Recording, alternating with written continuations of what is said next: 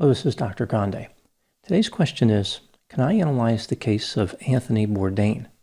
He was the topic of a 2021 documentary titled Roadrunner, a film about Anthony Bourdain. Just a reminder, I'm not diagnosing anybody in this video, only speculating about what could be happening in a situation like this. If you enjoyed this video, please like it, subscribe to my channel, and consider supporting me on Patreon. I will put the link to Patreon in the description for this video. First, I'll look at the background of this case, then I'll move to my analysis. Anthony Bourdain was born in Manhattan on June 25, 1956. His father was a salesman at a camera store in New York City who would later work for Columbia Records. His mother was an editor at the New York Times. Anthony spent most of his early years in New Jersey and would spend his summers in France. He described his childhood as good, but he wished he had more freedom, like his parents were somewhat restrictive. Anthony went to college but dropped out after 2 years. He worked in various restaurants and graduated from a culinary school in 1978. He would go on to work in several New York City restaurant kitchens. In 1998, he became an executive chef at a well-known French restaurant in Manhattan. During much of his time as a chef, Anthony was a heavy drug user.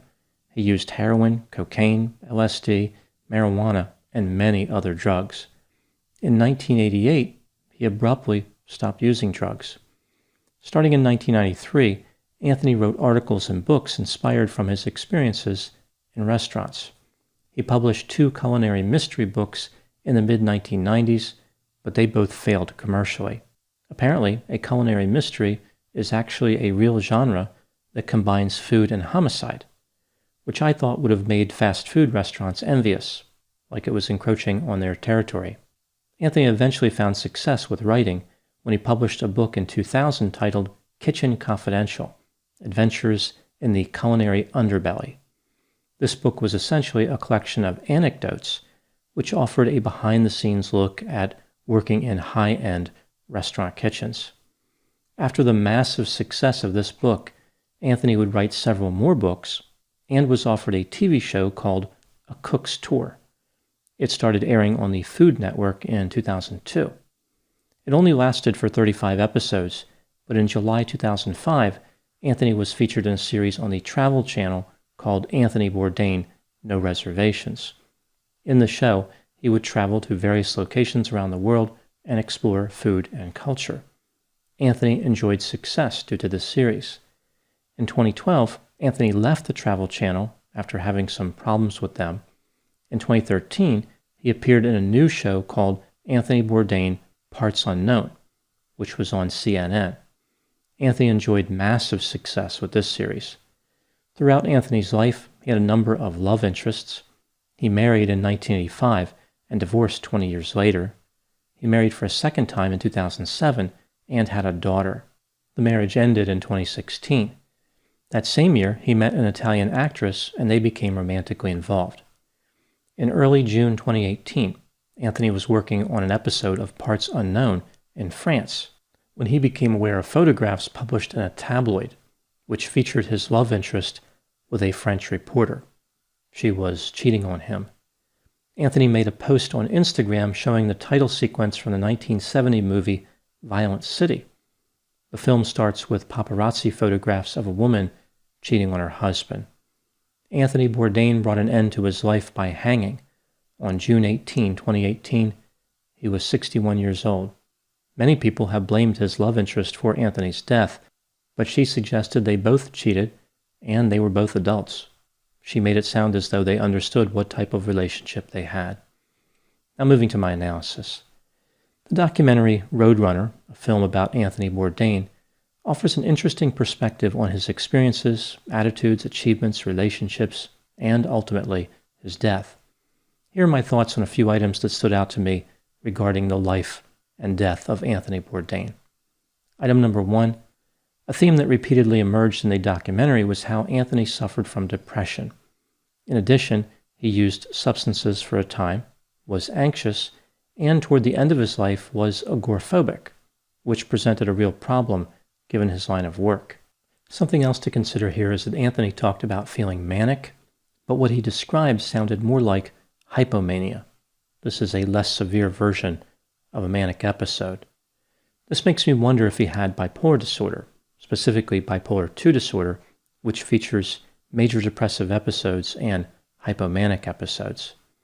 Item number 2, Anthony often appeared to be searching for a sense of purpose in his life, as if he was on a spiritual journey.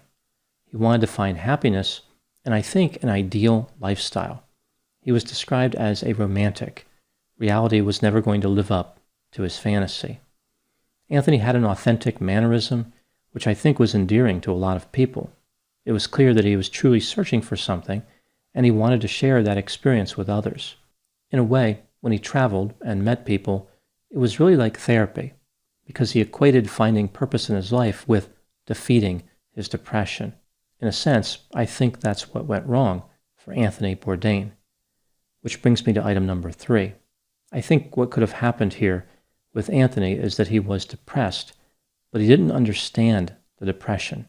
He came to believe that his low mood was tied in with a lack of sense of purpose, like he needed to find meaning in his life to unlock happiness.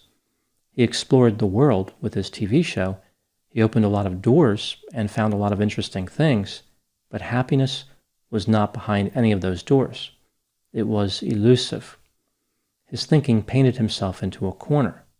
Instead of thinking of depression as a disorder that should be the focus of treatment and accepting the depressive feelings that don't respond to treatment, he rejected the true cause of the depression and substituted in something that made him feel like a failure. Namely, he had not found happiness. He believed it was his responsibility to find it, but he was letting himself down. Anthony was blaming himself for his depression. He did not have depression because he made some type of mistake. He did not have it because he failed to find happiness. Rather, he had depression for the same reason that anyone would, like genetics, the environment, or maladaptive thinking. It had nothing to do with him being incomplete or broken. His depression wasn't going to be cured through some type of extended journey to all of these different places. If one were to think of the depression as an external entity, then the depression deceived Anthony as it does so many other people. It convinced him that he was somehow bad or wrong, and that's why his mood was low. That's why he felt worthless. Anthony's attitude toward happiness and sadness could also connect back to the hypomania I talked about before, if he in fact had hypomania.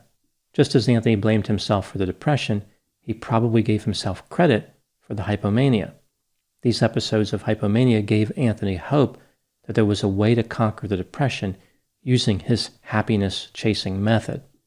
It played into this idea that he had to find happiness to solve his problems and reinforced the notion that he was in complete control of his mood. In reality, the hypomania did not come on because Anthony did anything right or wrong. Rather, hypomanic episodes are cyclic, like depressive episodes. As somebody with bipolar disorder grows older, they tend to have more depressive episodes and fewer manic or hypomanic episodes.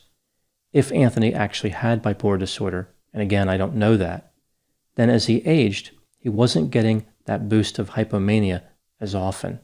To him, it felt like he was going longer between times when he felt good. This brings me to item number 4.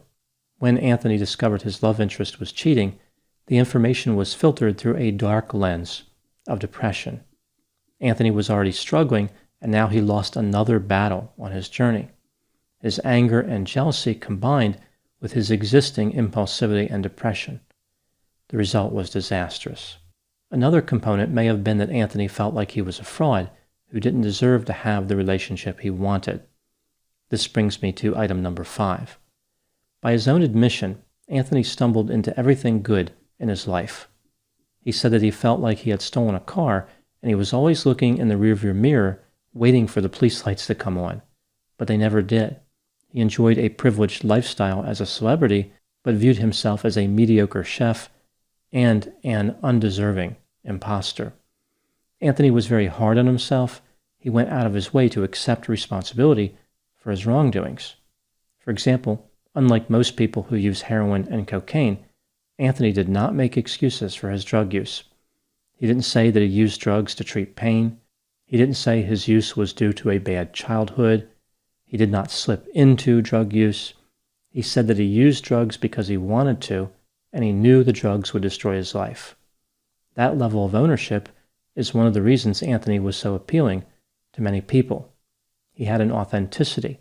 He called other people out who he believed were fraudulent or terrible, but he also called himself out. Perhaps he saved his most vicious criticism for himself. In his mind, he was the worst fraud of all. He never gave himself credit as a great writer or as an effective television show host. Anthony had a number of legitimate skills, which were impressive, but I don't think he could recognize those if he couldn't be happy.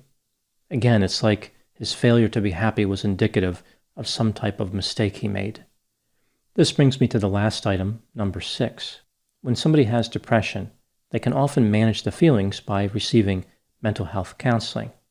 But it's unusual to find experiences that fully counteract the depression. Anthony was pursuing a goal of happiness rather than treating depression. Positive feelings and negative feelings are separate constructs. Both can exist at the same time. So even if positive feelings are obtained, that doesn't wipe out the negative feelings. If a successful journey like the one Anthony was attempting was possible, he should have been able to achieve it. Anthony was wealthy and famous. He traveled all over the world and had incredible experiences. He had friends and lovers in various places, yet he still could not find what he was looking for. Now moving to my final thoughts. The case of Anthony Bourdain exemplifies the dangers of distorted thinking associated with depression. How depression can make the person who has it feel like they are the problem. The depression turned Anthony into his own worst enemy. The conclusion of Anthony's life was grievous, but it was only one part of his journey. For years, he brought people along on his fascinating adventures and shared his wit and charm. He made a great contribution to the world. He gave people a little bit of happiness, something he was tragically unable to achieve for himself. Those are my thoughts on Anthony Bourdain. Please put any opinions and thoughts in the comments section. They always generate an interesting dialogue. As always, I hope you found my analysis of this topic to be informative. Thanks for watching.